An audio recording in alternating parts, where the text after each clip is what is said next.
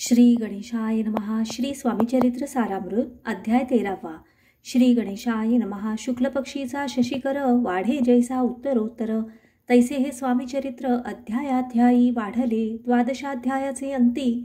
श्रीपाद भट्ट बाळाप्पा प्रती कपटयुक्तीने फसवू पाहाती परी झाले व्यर्थची. स्वयंपाकादिक करावयासी लज्जा वाटतसे त्यासी.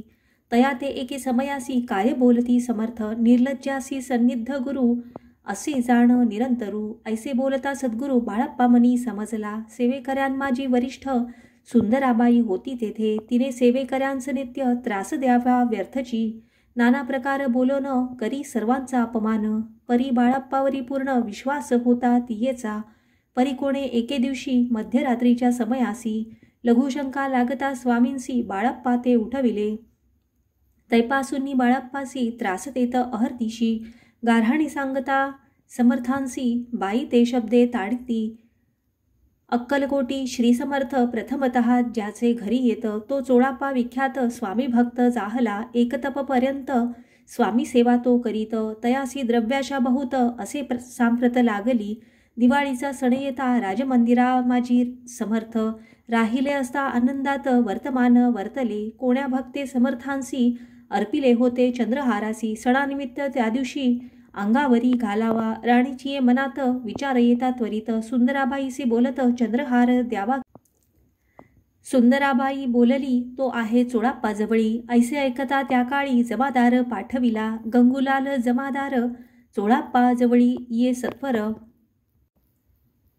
म्हणे द्यावाजी चंद्रहार राणीसाहेब मागती. चोळाप्पा बोले तयासी हार नाही आम्हापासी. बाळाप्पा ठेवितो तयासी तुम्ही मागून घ्यावा की.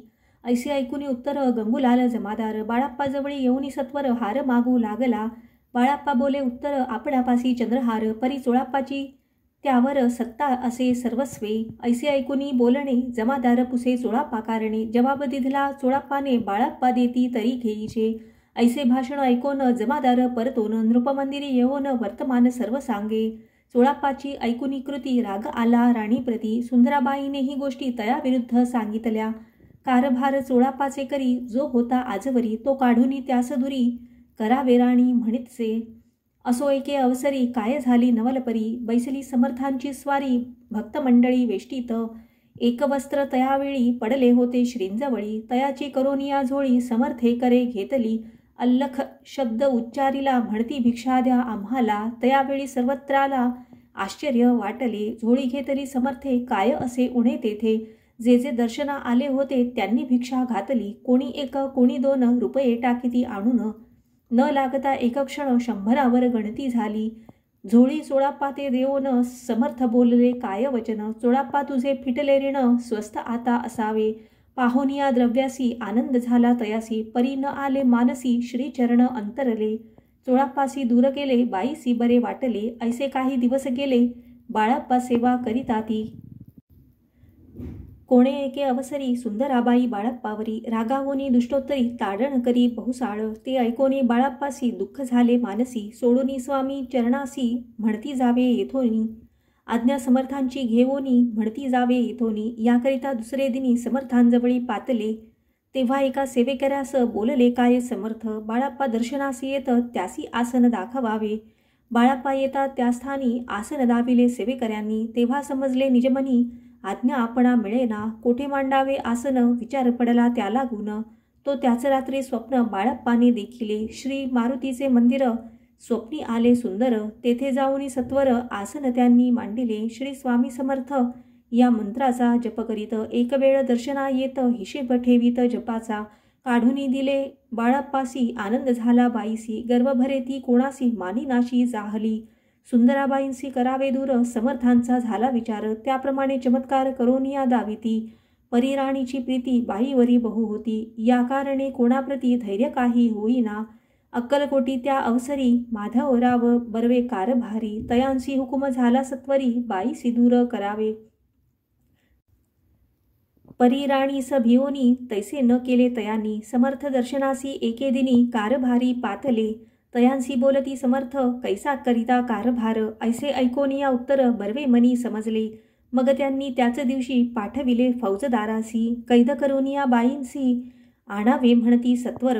फौजदारासी समर्थ काही एक न बोलत कारकिर्दीचा अंत ऐसा झाला बाईच्या. स्वामींची या सेवेकरिता सरकारातुनी तत्वता पंचनेमुनी व्यवस्था केली असे नृपराये. मग सेवा करावयासी घेऊन गेले बाळप्पासी. म्हणती देऊ तुम्हासी पगार सरकारातुनी. बाळप्पा बोलले तयांसी द्रव्याशा नाही आम्हासी. आम्ही निर्लोभ मानसी स्वामी सेवा करू की. बाळप्पाचा जप होता पूर्ण एका भक्तास सांगोन. करविले श्रींनी उद्यापन हिशेब जपाचा घेतला. बाळप्पांनी चाकरी एक तप सरासरी. केले उत्तम प्रकारी समर्था ते प्रिय झाले. दृढ निश्चय आणि भक्ती तैसी सद्गुरुचरणी आसक्ती. तेणे येत मोक्ष हाती अन्य साधने व्यर्थची. उगीच करीती दांभिक भक्ती त्यावरी स्वामी कृपा न करीती. सद्भावे जे नमस्कारिती त्यावरी होती कृपाळू. अक्कलकोट निवासिया जय जयाजी स्वामी राया. रात्रंदिन तुझ्या पाया विष्णू शंकर वंदिती. इति श्री स्वामी चरित्र सारामृत नाना प्राकृत कथा संमत सदा भक्त परिसूत त्रयोदशोऽध्याय गोडा.